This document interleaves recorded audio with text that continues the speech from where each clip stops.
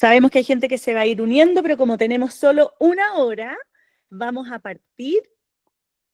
Hola, muy bienvenidos, buenas tardes. Les damos las gracias por acompañarnos en este círculo de liderazgo de Red Directiva.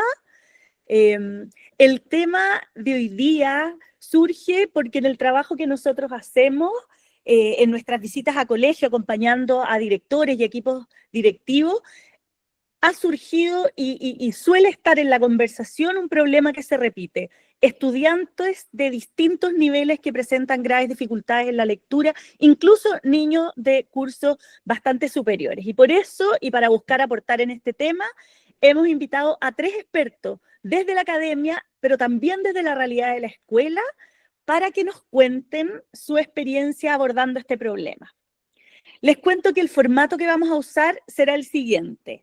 Nuestros expositores van a tener 20 minutos para presentar, primero Pelusa, de la Universidad de los Andes, y luego Max y Francisca del Colegio CREE, y yo les voy a avisar, Pelusa, Max, Francisca, cuando les queden 5 minutos, ¿ya? Para que estemos como cumpliendo con los tiempos, porque solo así vamos a poder tener un espacio para preguntas que creemos que es tremendamente enriquecedor en una instancia como esta. Mientras ellos exponen, nosotros les vamos a pedir que vayan escribiendo sus preguntas en el chat. La Magdalena Plant las va a ir juntando, las va a agrupar posiblemente por temas, si es que hay preguntas similares o parecidas, me las va a enviar para que al final yo las pueda canalizar a nuestros panelistas. Y les pedimos, por favor, que mantengan apagados sus micrófonos.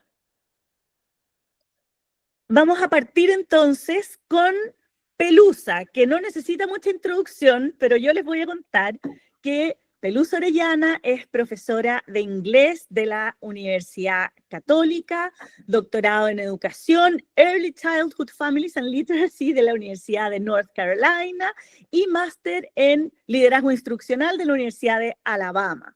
Actualmente es académica de la Universidad de los Andes, directora del Centro de Investigación e Innovación de Lectura en esa misma universidad.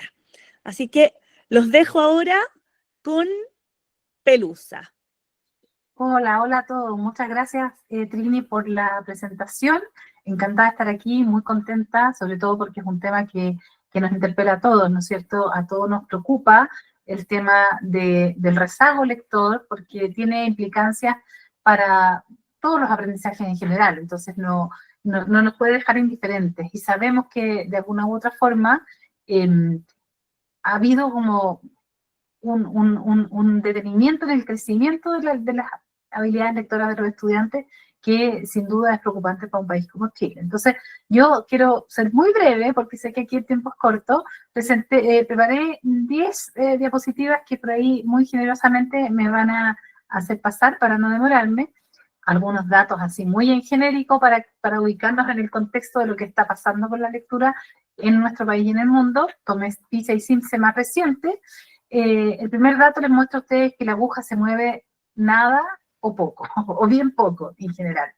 En 2022 bajaron los puntajes respecto a 2018, hubo una pandemia de por medio que sin duda impactó, pero no podemos seguir echándole la culpa a la pandemia 5 años después de este relativo estancamiento o este poco crecimiento que ha habido en las habilidades según las mide el CIMSE.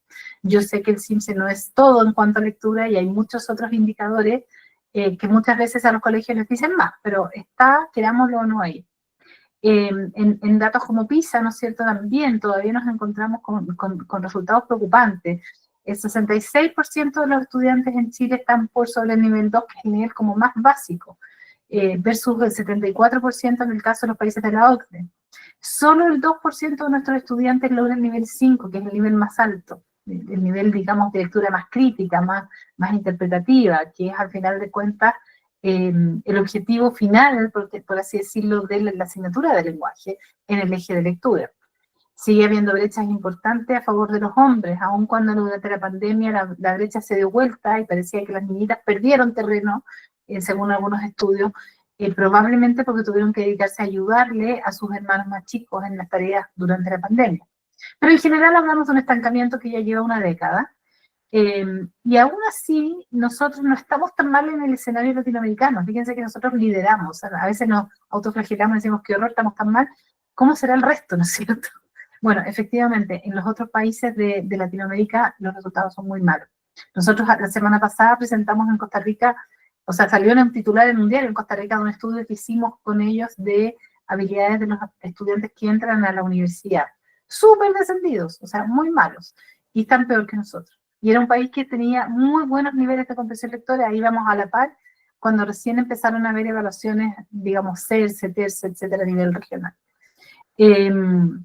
Bueno, ¿qué sabemos nosotros respecto al rezago lector en general? Varía bastante la cantidad de niños que tienen algún nivel de retraso según el año de escolaridad. De los datos que tenemos nosotros, lo que hemos visto a lo largo de los años es que entre un 15 y un 20% de niños no logran los niveles prelectores, en habilidades prelectoras, en kinder, o las primeras mediciones que hacemos en primero básico de lectura, hay un 20% del curso que no logra llegar a los niveles esperables. A veces en segundo y tercero eso se incrementa, puede llegar hasta un 30%. Hay datos de otros países en que se piensa que cuarto básico se habla del bajón de cuarto básico, y que ese bajón a veces puede llegar hasta más del 30% de los estudiantes. ¿Por qué se produce este bajón en cuarto básico? Bueno, evidentemente porque pasa algo que la Ginny Hall, una investigadora de los años 60, decía: desde que el niño nace hasta segundo básico está aprendiendo a leer. Y lo que importa es que desarrolle esas habilidades fundantes, esos mecanismos que le permitan acceder al texto y comprenderlo.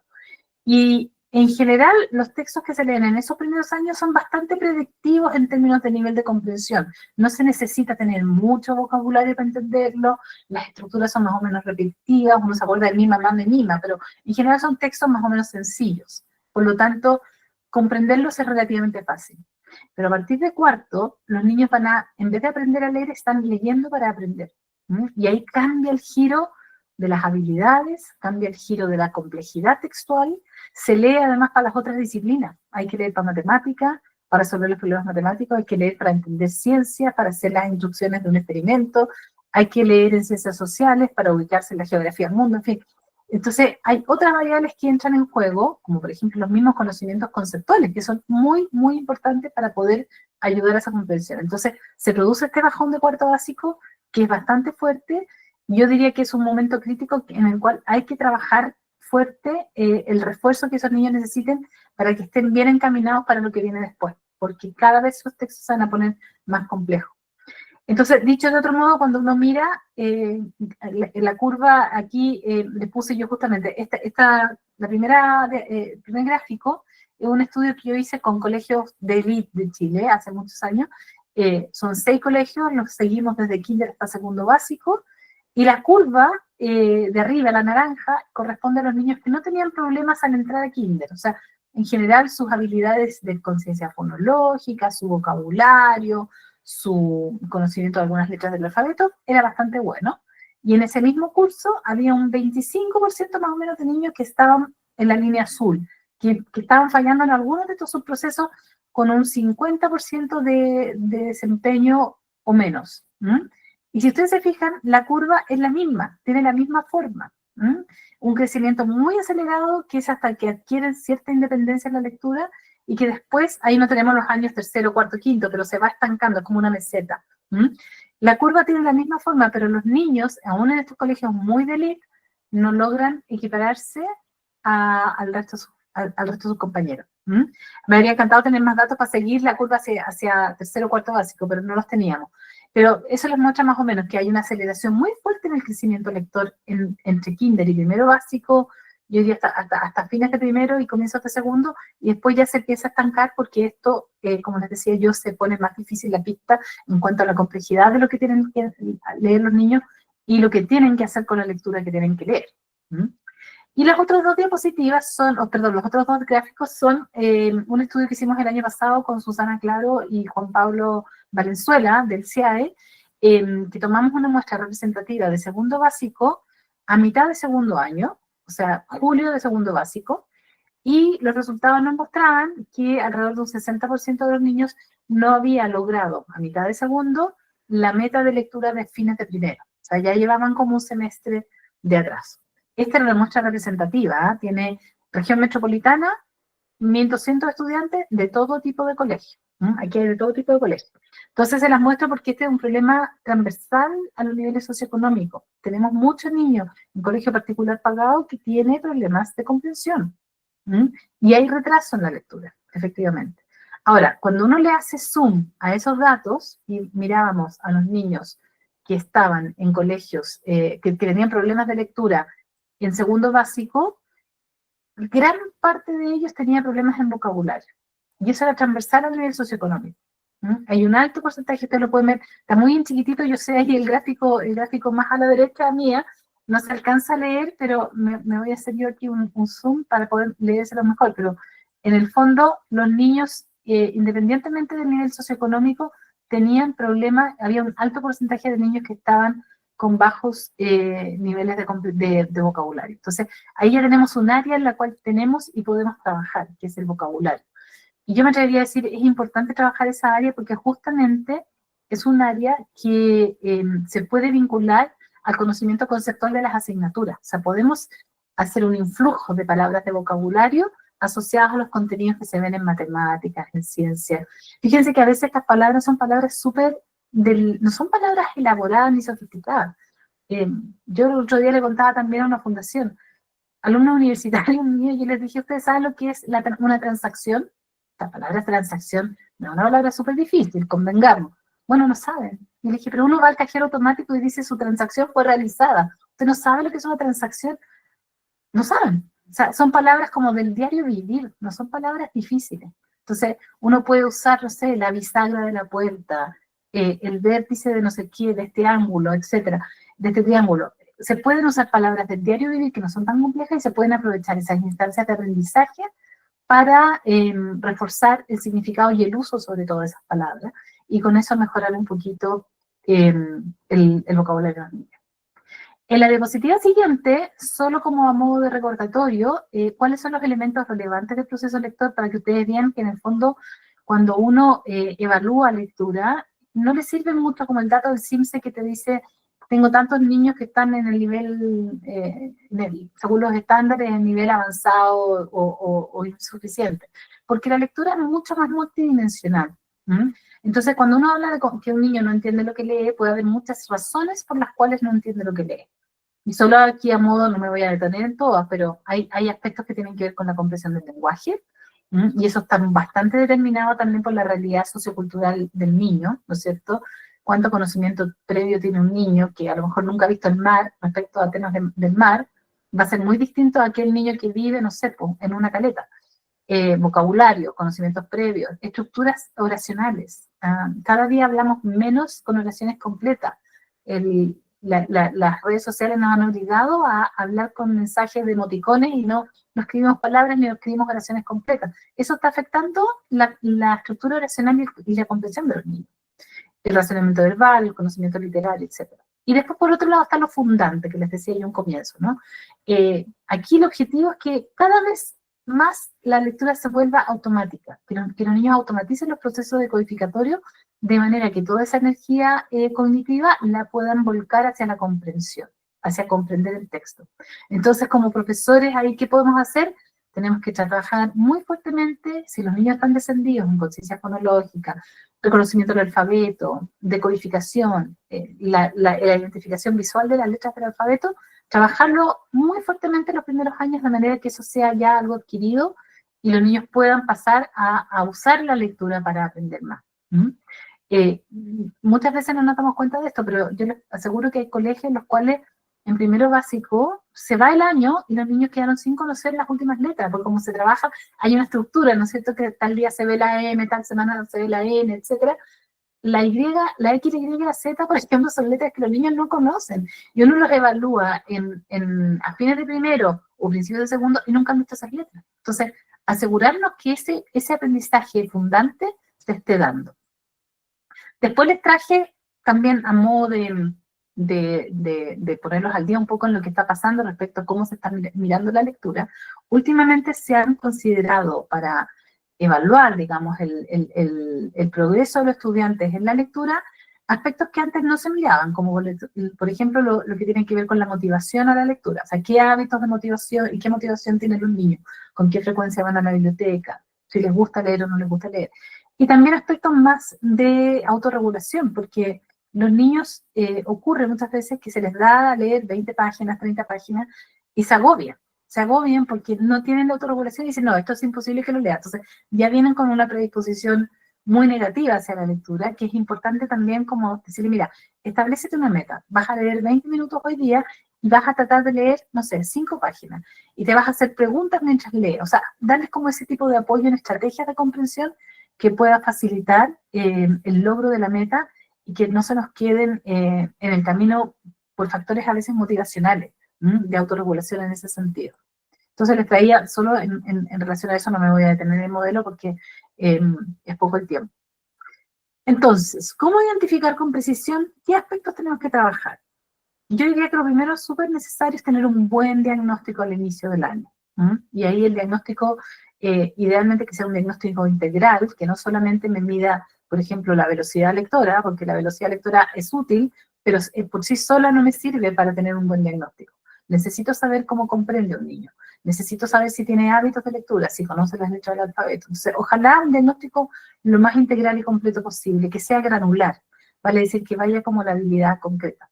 Yo hago siempre el símil con el examen de sangre. Uno se va a hacer un hemograma y claro, no me sirve que me digan, mire, usted está enfermo, porque yo quiero saber de qué. Y que le digan a uno, usted tiene que cambiar su hábito. ¿Qué tiene que hacer? Tiene que hacer deporte, tiene que cortar el azúcar, tiene que bajar el colesterol. O sea, te van a decir qué es lo que está granularmente que necesita mejora. Y esa información va a ayudarle al profesor a hacer un plan de intervención. Y un plan de intervención que puede ser pensado en el grupo completo, porque a lo mejor hay habilidades que están descendidas en todo el curso, pero también hay habilidades que pueden estar descendidas en grupos pequeños. Y al yo saber cuántos de mis estudiantes fallan o necesitan refuerzo en vocabulario versus cuáles necesitan refuerzo en decodificación, puedo optimizar mejor el tiempo de clase. Nosotros a veces enseñamos o preparamos una clase para un grupo ideal que en realidad no existe, o por si a alguien le falta, pero sería mucho más óptimo si yo pudiera decir ya, no sé, los 20 minutos de la clase del viernes me voy a juntar con el grupo que todavía no domina todas las letras del alfabeto. Y voy a ejercitar con ellos 5 minutos, 10 minutos, 15 minutos, mientras los otros niños hacen otra cosa. Pero Pelusa, 5 minutos. Perfecto, ya estoy terminando. Pero poder hacer ese juego de trabajar con grupos chicos en el aula.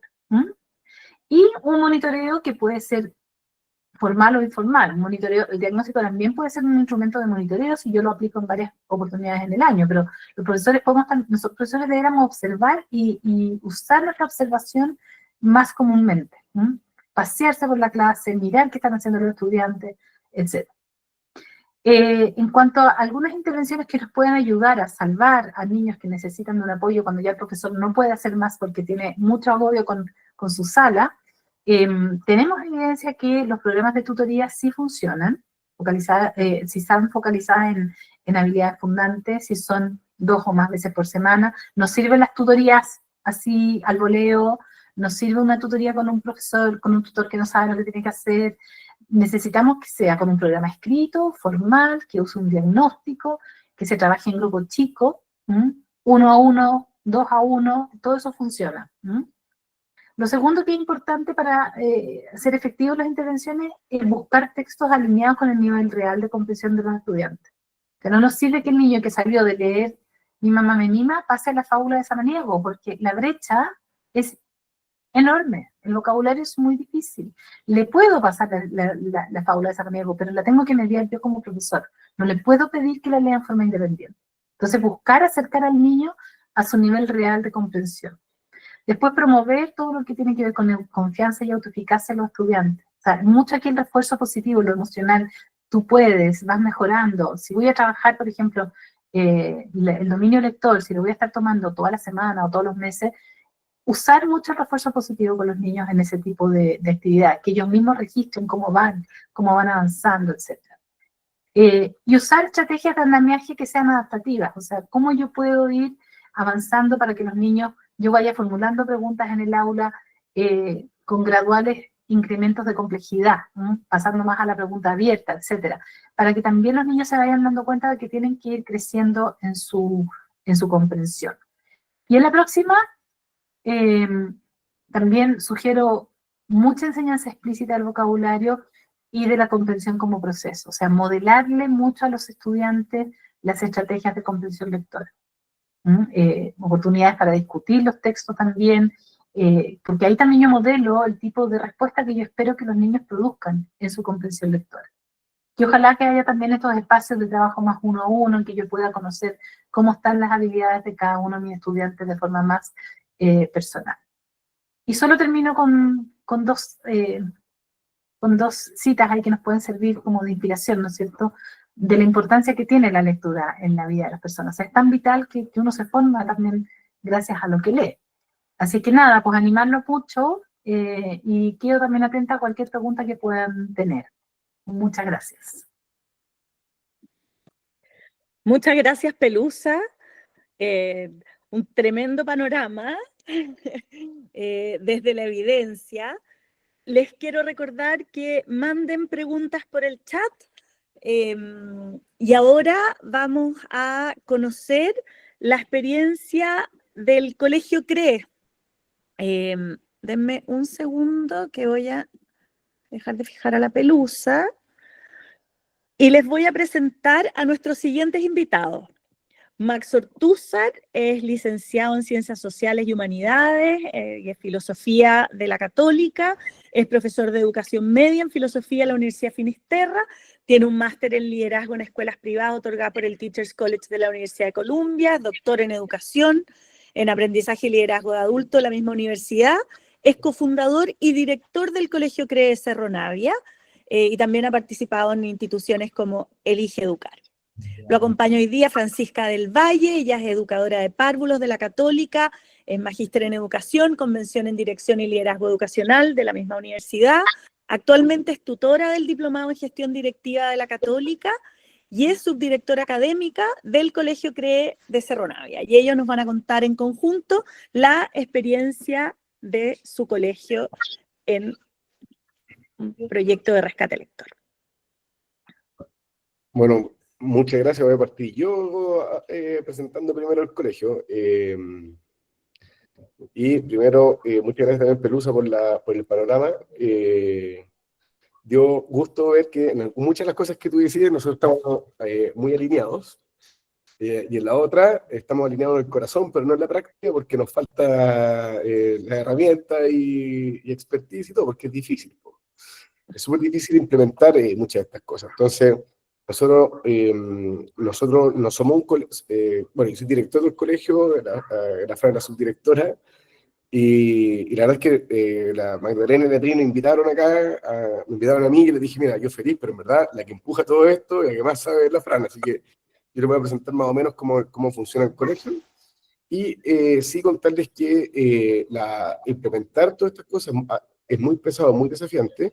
Nosotros todavía no somos unos expertos, pero hemos visto algunos brotes verdes, vemos que estamos mejorando considerablemente en los últimos 3 años, y eso ha sido gracias a que hemos implementado algunas de las cosas que menciona la Pelusa, y nuestra idea ahora es ofrecerle esas prácticas que nos han resultado más o menos, para ver si es que les puede hacer sentido a ustedes y puedan también copiar o qué sé yo, o sugerir también algunas mejoras para nosotros.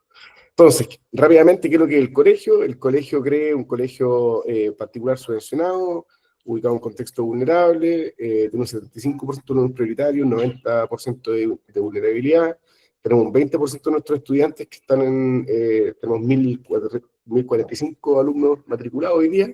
El colegio partió el año 2016, de prekinder a segundo básico, y todos los años ido creciendo un nivel, hasta llegar a cuarto medio el próximo año. Entonces somos un colegio nuevo, hacemos muchas de las cosas que hacemos es por primera vez, y el 20% de nuestros estudiantes son del proyecto de integración. ¿Ya? Es un proyecto muy lindo. Nuestro sueño es ser el mejor colegio del país para mostrar que los alumnos de Cerro Navia, independientes de su vulnerabilidad, etcétera, pueden. Estamos dentro de los mejores colegios de la comuna, pero nos falta mucho para ser de los mejores colegios del país. Los últimos 15 de vuelta a la pandemia no nos ha ido bien. Nos pegamos un golpe muy fuerte en cuarto básico a la vuelta a la pandemia. Y hemos tratado de recuperar eso, pero no ha costado. Y en segundo medio sí pudimos recuperarnos rápidamente, y nuestro primer CIMSE que vimos en segundo medio fue recién el año pasado, y ahí sí tuvimos muy buenos resultados, lo que nos tiene bien contentos, ¿verdad? Eso es como, y en los últimos años que ha sido una montaña rusa, de altos y bajos, y creo que eso es súper importante también, pues, o sea, ha sido un colegio donde hemos aprendido mucho, y de cada porrazo que nos pegamos, aprendemos, y tenemos una mentalidad en el fondo de que el colegio hay que pedirlo, como dice Julio Cortázar, en años caracol. Creemos que el colegio va a vivir más de 100 años, entonces equivocarse un año no pasa nada, si es que uno aprende de eso.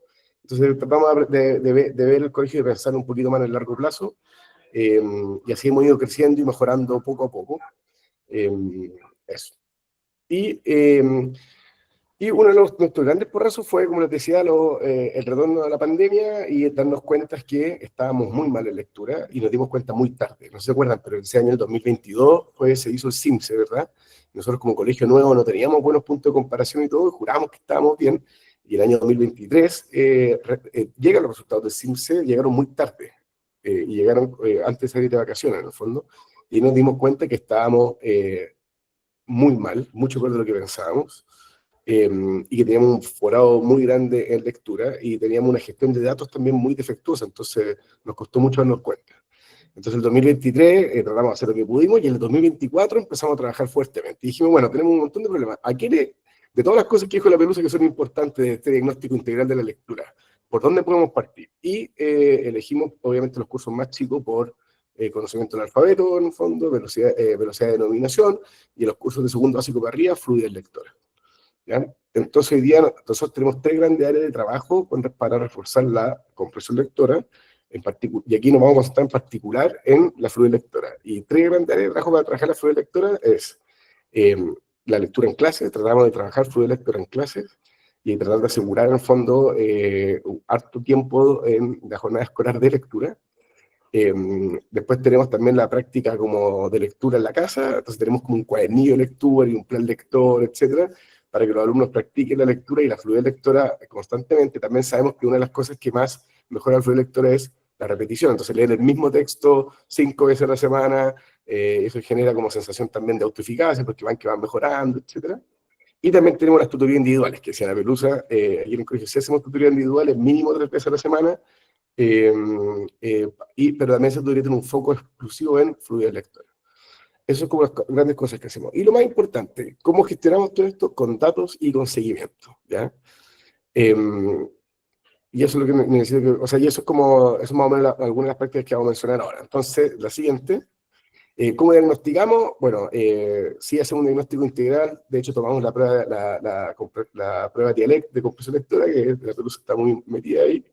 Y también tomamos 4 diagnósticos, digamos, evaluaciones de fluidez al año, ¿ya? Son 4 tomas de fluidez, marzo, mayo, agosto y noviembre, de segundo básico hasta segundo medio incluso. Y en primero básico evaluamos la velocidad lectora, que es como o sea, perdón, y la calidad lectora la evaluamos solamente en primero básico. Los cursos de segundo para arriba, solo velocidad lectora, no nos fijamos en entonación, ni prosodia, solamente como precisión lectora, ¿verdad? Y establecemos un estándar de desempeño, que sacamos súper estandarizado eso también, lo sacamos de la Fundación Arauco, tiene lo mismo, ¿verdad? Toreca, etc. Eso. Y en primero básico tenemos una toma de fluidez mensual, que es con letras y palabras aprendidas a la fecha, ¿ya? La siguiente. Y esto les quiero mostrar un poco lo que han sido los resultados. Entonces, si se fijan ahí, no estamos bien, ¿verdad? Nuestra meta es tener el 80% de los alumnos en verde. Ahí ustedes pueden ver el 2023, que fue el primer año de vuelta a la pandemia, que tomamos la fluidez con relativa seguridad, en el fondo con buenos datos, con buen proceso, con buen procedimiento, ¿verdad? De segundo básico para arriba. Y ustedes ven que en el fondo teníamos casi un 20% de alumnos al final de año fuera de tabla, según la lectura, y apenas un 55% de alumnos en el fondo sobre la meta, es decir, con buena fluidez lectora. Y el año 2024 le pusimos el doble empeño, mejoramos mucho el rigor de la evaluación también, y no movimos mucho la aguja al final de año. O sea, mejoramos un montón con respecto a marzo, partimos mucho por marzo, ¿verdad? Con mayor rigor y todo. Y con respecto a marzo mejoramos un montón, pero no estamos todavía donde quisiéramos. Y este año, después ya de 2 años en un fondo trabajando, implementando buenas prácticas, estamos muy contentos porque cerramos el primer semestre, la toma de julio, y ya tenemos en el fondo más del 55% de los alumnos sobre la meta, y nos queda un 20% de alumnos fuera de tabla, que es como terminamos los años anteriores en el fondo. Entonces nos queda todo un semestre para seguir mejorándonos. Ya, pasa a la siguiente. Y esta es una comparación anual, pero no, pero eso la podemos saltar porque es más o menos lo mismo. Ahí muestra en el fondo que todos los años vamos... pero sí, pero la gestión de datos es importante. Nosotros comparamos todos los años la toma 1 del 2022, la toma 1 del 2023, con la toma 1 del 2024, con la toma 1 del 2025. Y así vamos teniendo más o menos un termómetro de cómo se viene la mano, ¿verdad? Lo mismo en la toma 2, y como tratamos de usar el mismo texto siempre, es más o menos las mismas condiciones, cambia la generación, ¿verdad? Y ahí uno ve más o menos qué tan grave es la situación el año que nos toca, ¿verdad? Entonces ustedes pueden ver que la última toma del 2025 estamos mucho mejor que la anterior, y se los tiene en cuenta. Pasa a la siguiente, ¿no? Entonces, esos son ese es más o menos los datos que nosotros tenemos. Entonces tomamos fluidez cada cierto tiempo, ¿verdad? Vemos los resultados, nos comparamos con nosotros mismos, nos tratamos de comparar también con el estándar, y la pregunta ahora es ¿qué hacemos con los datos? Y eso es lo que la Fran les va a explicar. Gracias, Max. Hola a todos y a todas. Bueno, ¿qué hicimos con los datos y qué estamos haciendo con los datos? Lo primero es establecer un foco en la lectura. Concientizamos a todo nuestro equipo docente y a las familias de la importancia de la lectura. Suena algo evidente, que en el colegio uno tiene que leer, pero no era así hasta el 2024. En muy pocas asignaturas se leía. Esto no es algo que solamente le tiene que cargar la mano a la asignatura de lenguaje, sino que todas las asignaturas tienen que apoyar. Y la verdad es que esta concientización fue muy buena, porque todos los profesores se sumaron, los profesores de música, de arte, de historia, empezaron a hacer que sus niños lean en clase. Algo tan simple como leer las instrucciones o como leer el párrafo que está en el PowerPoint, ayuda a mejorar la lectura. Y eso, de primero establecimos foco en la lectura, que era lo más importante, que todas las asignaturas tenían que ayudar en esto, porque en el fondo a todas les afecta. Entonces pusimos foco en lectura en clases, y aquí nos aseguramos de tener un foco, al menos 10 minutos de lectura efectiva en clases. Esto es en la asignatura de lenguaje.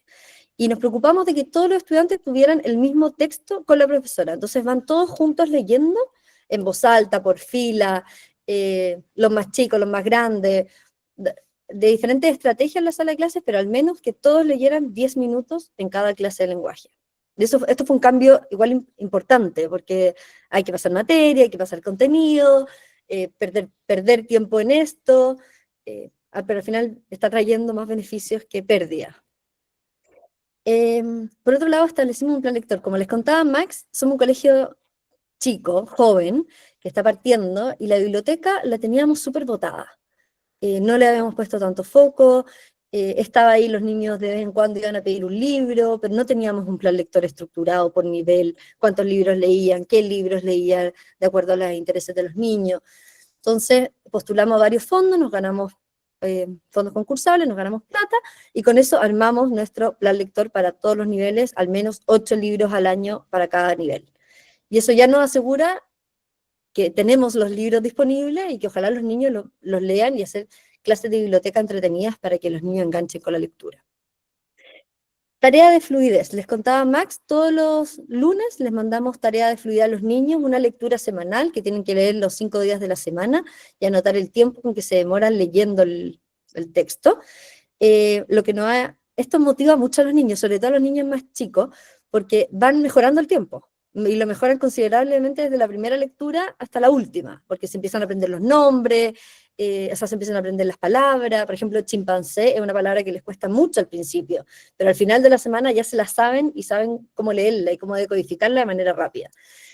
Y esto es todos los días y lo revisamos una vez a la semana. Y esta tarea tiene nota, es una nota al libro que vamos sumando quién la trajo o quién no la trajo, y al final del semestre lleva una nota.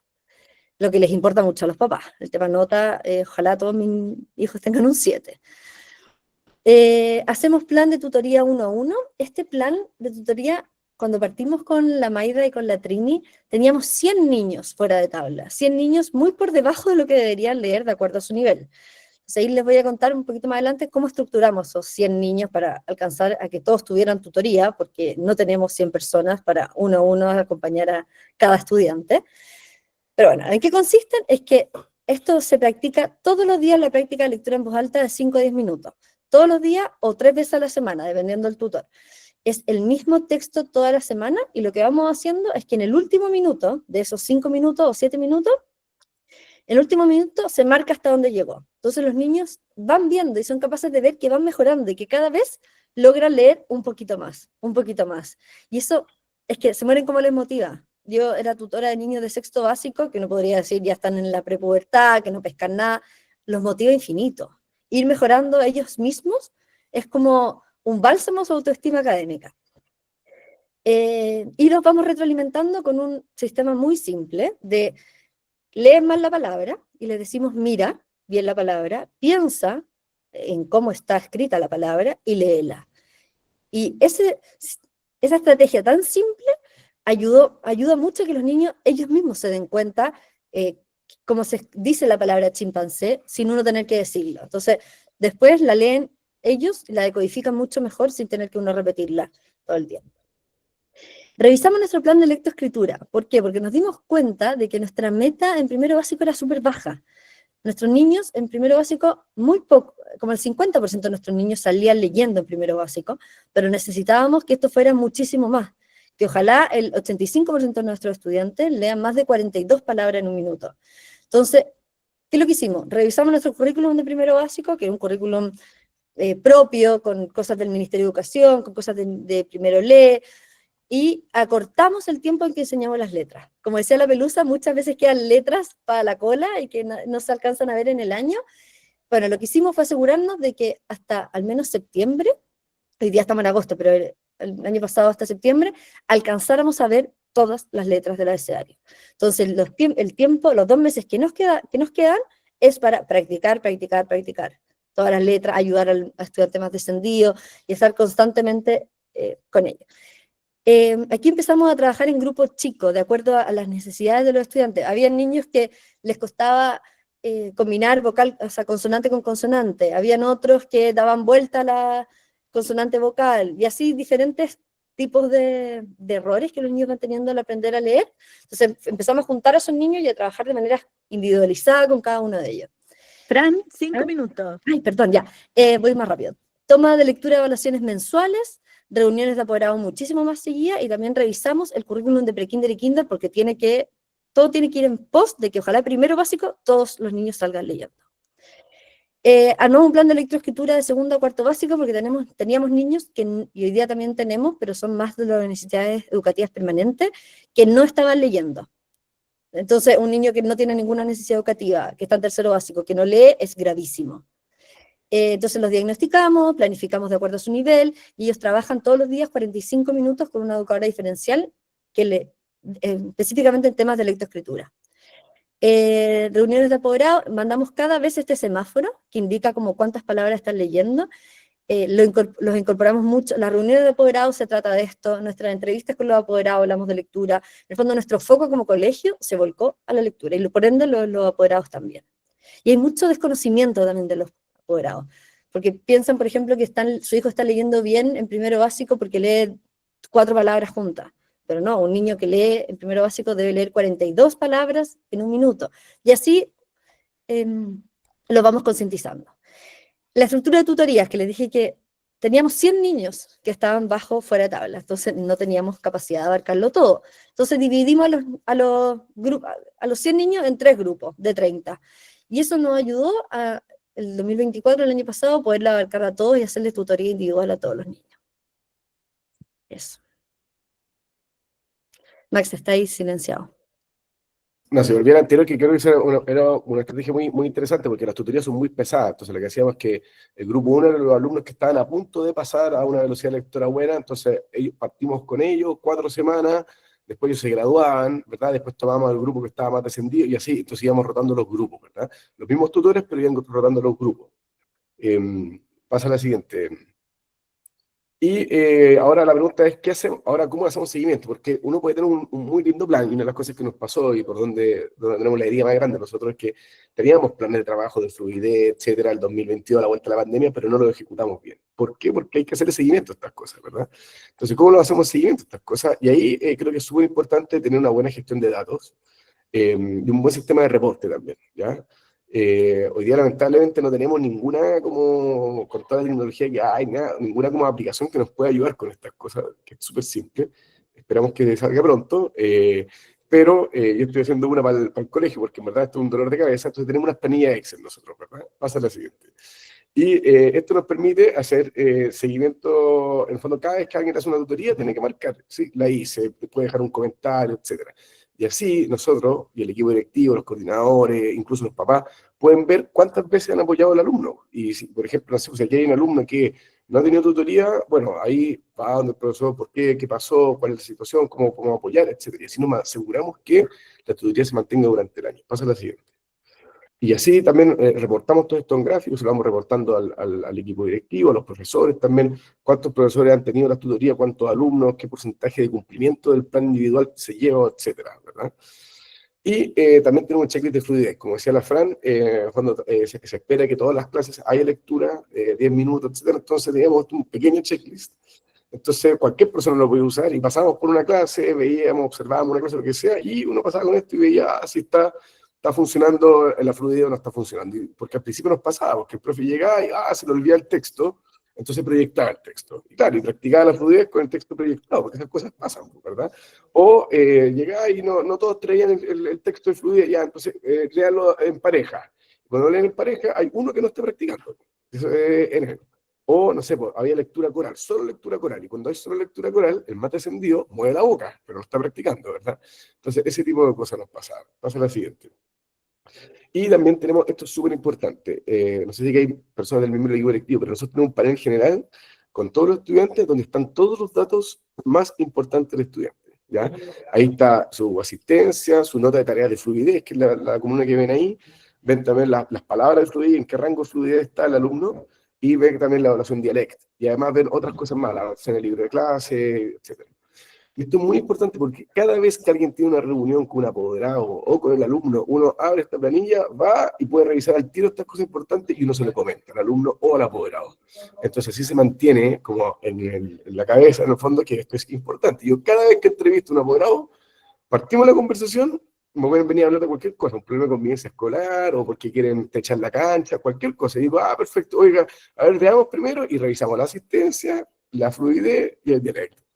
Y le digo, oiga, tiene que meterle más a la lectura porque no está leyendo, si es que está leyendo bien, la felicito, qué bueno, etc. ¿Ya?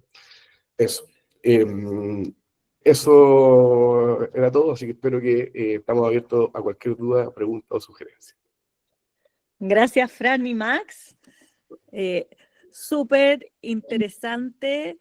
Estoy acá mirando todas las preguntas. Voy a poner ahí, voy a fijar a la Pelusa también. Y creo que no puedo fijar más. Así que por lo menos ustedes tres, espero que los vean grandes a la Pelusa, a Max y a la Fran. Muchas gracias. Tengo algunas preguntas. A ver, voy a partir con una pregunta para Max y la Francisca. Uno de los problemas que enfrentamos es que a veces los niños más descendidos son los que tienen mayor inasistencia. ¿Cómo logran incorporar a las familias al proceso? Y voy a sumar que hemos visto además que llegan a la escuela estudiantes en cursos grandes, sexto, séptimo, incluso a veces en media, que no leen en un nivel adecuado. ¿Han tenido ese problema?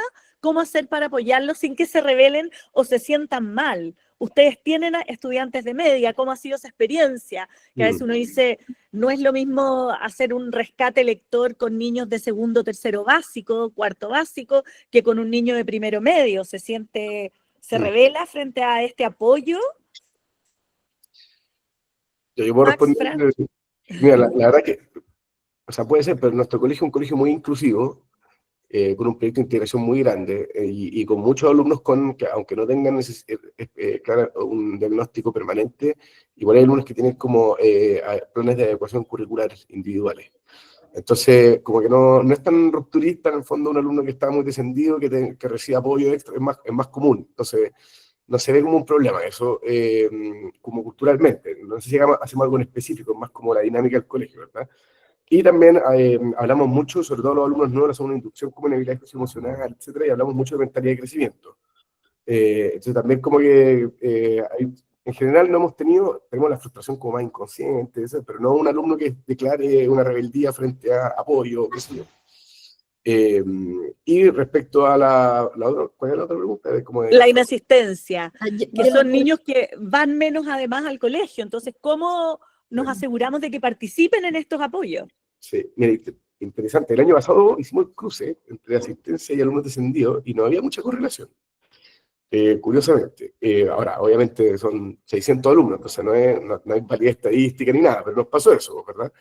Pero sí nos pasa que cuando empezamos con las tutorías, le comunicamos al papá, le mandamos una comunicación, le explicamos que va a tener en el fondo apoyo individual, como clases particulares, etc. Y los alumnos que participan de las tutorías tienen muy buena asistencia. Eso sí es muy... Entonces yo creo que el impacto de la tutoría no es solo la interacción con el profesor ahí mismo, sino que también es el foco que le da o lo que implica que cada alumno tenga 3 veces a la semana una clase particular con alguien del colegio, que también yo tomo 3 alumnos, parte del equipo directivo toma alumnos, o sea, todo esto. Entonces es como tener una externalidad positiva como externa que no la hemos medido, no podemos medirla, ¿verdad? Pero hay algo ahí en el fondo. Entonces los alumnos que están en tutoría vienen mucho más a clases, participan, etc. Entonces, una muy buena estrategia es para esos alumnos hacerles tutoría y empiezan a venir, ¿verdad? Y también hay alumnos a los que no lo logramos. O sea, tenemos que llegar a otra instancia, visita domiciliaria, a veces denuncia a la ONP. Pero lo intentamos que vayan siempre. Pelusa, tú hablaste de hacer un diagnóstico oportuno como un elemento clave para hacer una intervención. ¿Qué herramientas recomiendas usar? Preguntan. Buena pregunta, porque tenemos poco instrumento en Chile para medir cosas. Esa es como la gran debilidad. Mira, yo creo que un profesor bien preparado es capaz de usar herramientas más informales, podríamos decir, que son de fácil construcción. O sea, la medición de la fluidez lectora es una excelente herramienta que da un indicador súper interesante de qué hacer y cómo trabajar aspectos de la lectura que son muy necesarios. En el ámbito de la comprensión, yo diría estamos mucho más faltos. No hay mucha prueba de comprensión lectora actualizada, validada, de fácil aplicación para que un profesor la implemente. Pero uno podría construir algunos textos sencillos. Hoy día hasta ChatGPT le hace a uno textos y evaluar ahí comprensión lectora, hacer un par de preguntas de tipo literal, otras inferenciales y otras de valoración. El día un poco estamos apuntando a eso. Yo entiendo que en los últimos días que se han hecho también tienen como esa misión de poder medir en comprensión lectora esos aspectos. Y en otras habilidades fundantes hay pruebas antiguas, pero que igual sirven. La prueba de alfabetización inicial de Amalva Villalón del año 2000 es súper útil. Mide conciencia fonológica, mide conocimiento del alfabeto, mide escritura. Es relativamente sencilla de aplicar y relativamente fácil de corregir. Y como te digo, hace como una panorámica de estas habilidades fundantes. Está pensada más para kinder primero que los otros cursos. Yo creo que en los cursos superiores, yo siempre les enseño a mis estudiantes que hay 2 cosas que hay que medir. Hay que medir la comprensión auditiva por un lado y la comprensión lectora. ¿Por qué?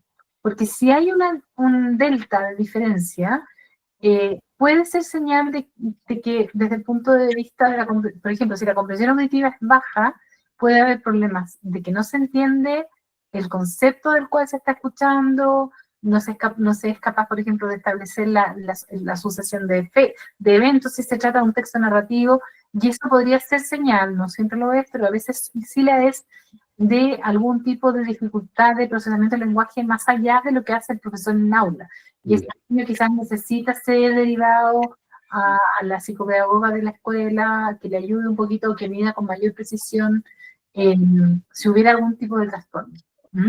Si la comprensión te denota que el niño puede comprender bien un texto, y eso es más o menos concordante con una comprensión lectora en la que el niño tiene que leer por sí solo, quiere decir que a ese nivel no hay un problema. Y el problema puede ser más de procesamiento textual, donde obviamente interfieren problemas de decodificación y de fluidez, como el que mencionaban Francisca y Max, que ellos trabajan tan fuertemente en el colegio. Uy, Pelusa, tengo hartas preguntas. Otra relacionada con evaluación tiene que ver con qué frecuencia evaluar a los estudiantes para monitorear avance. En la escuela tenemos recursos limitados, uno les asusta también sobreevaluar. ¿Con qué frecuencia consideras tú que es razonable? Y te tengo además, te voy a aprovechar de hacer al tiro la pregunta, que lo hemos conversado otras veces, Pelusa, es ¿cómo revertir o cómo mejoramos la comprensión lectora en los niños más grandes que tal vez no han aprendido a decodificar o no tienen una base de fluidez lectora que les permita leer bien? Estamos hablando de niños que pueden ser octavo básico o educación media. Sí. Ya, vamos a tratar de responderle rápido.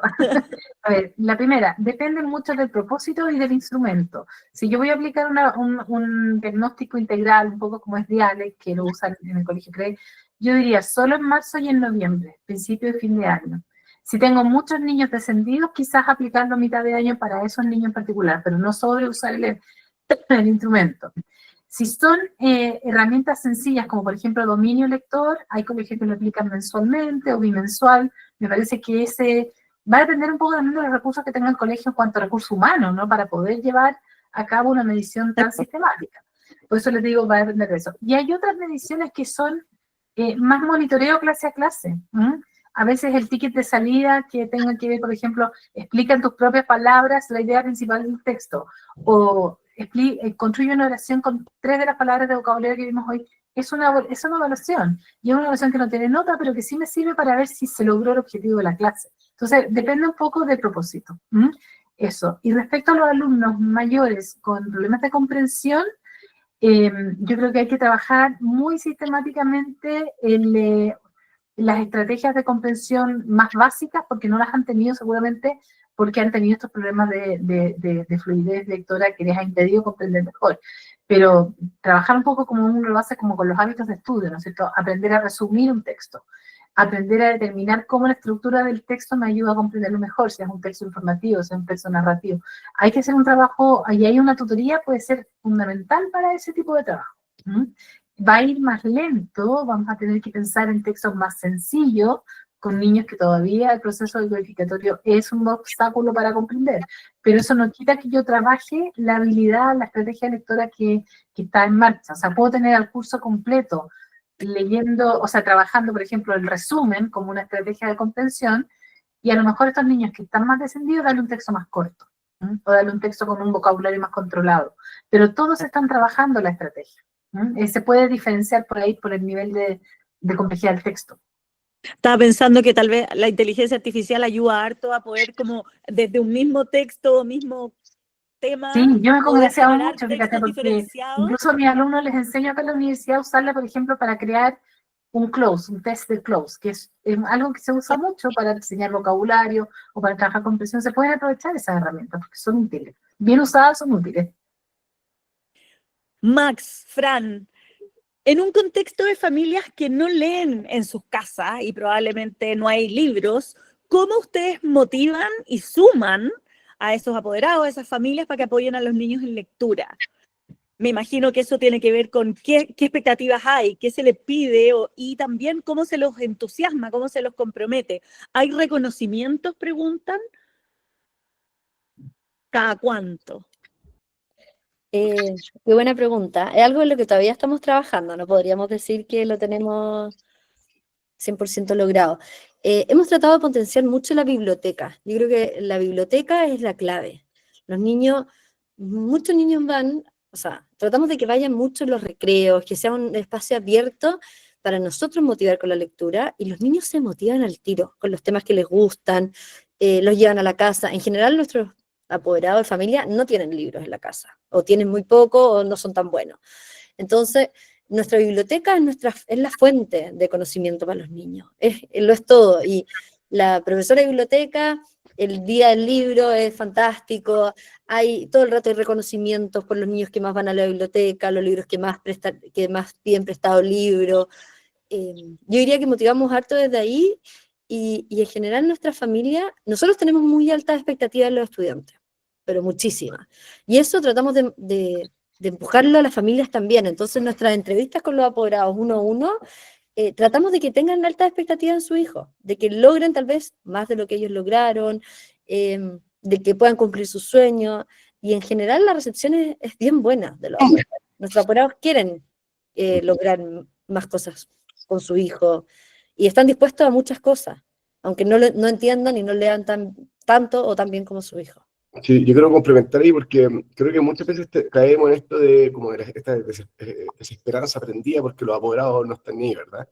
Pero en verdad para muchos de los temas no es tan importante la motivación del apoderado. O sea, no es tan importante el apoderado está motivado con la lectura o con matemática o con historia. Eso va más por el interés del niño, ¿verdad? Los apoderados no están motivados con Fortnite, pero están todos jugando Fortnite, ¿verdad? Porque los niños lo pasan bien, y nadie está, ¿verdad? Y no es que los apoderados le metieron Fortnite en la cabeza a los niños descubrieron eso, hacía match con sus intereses y le dieron. Entonces, muchos de nuestros esfuerzos van hacia los niños en tema del goce lector, del ánimo lector y todo eso. Pero con los apoderados sí hay una tarea importante por el lado de la disciplina, que ellos tienen que velar porque los niños efectivamente practiquen.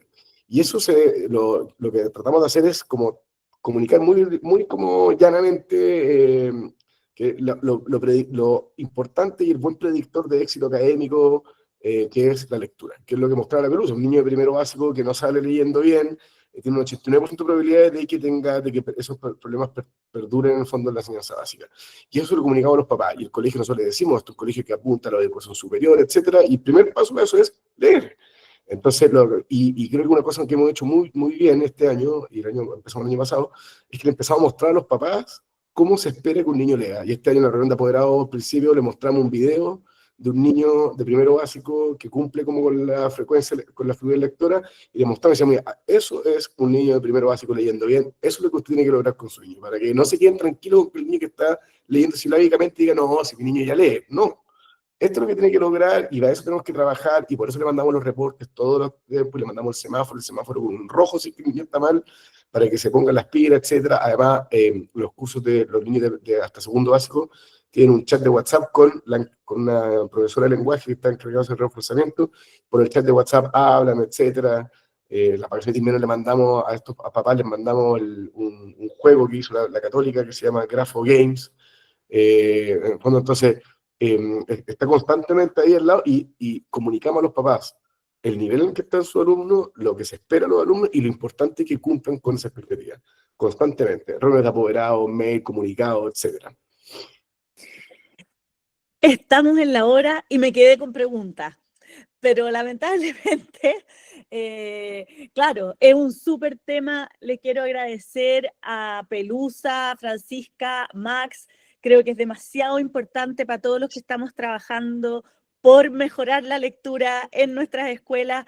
Por un lado, tener y estar siempre actualizados de lo que dice la evidencia, y a la vez conocer experiencias exitosas, pero también con sus dolores, y me encanta la honestidad con que la Fran y Max también nos han contado, intentamos cosas y no nos resultaron, intentamos otras, pero sobre todo tenemos a los estudiantes en el centro. Le agradecemos también a todos los que nos acompañaron, muchas gracias. Por favor, dejen la charla en YouTube, dice la Adriana Gaete. Vamos a ver si podemos armar algunos clips o algún resumen, y los estaremos convidando a un siguiente círculo de liderazgo. Muchas gracias por participar a todos. A ustedes. Gracias, que estén muy bien. Gracias. Muchas gracias por la instancia.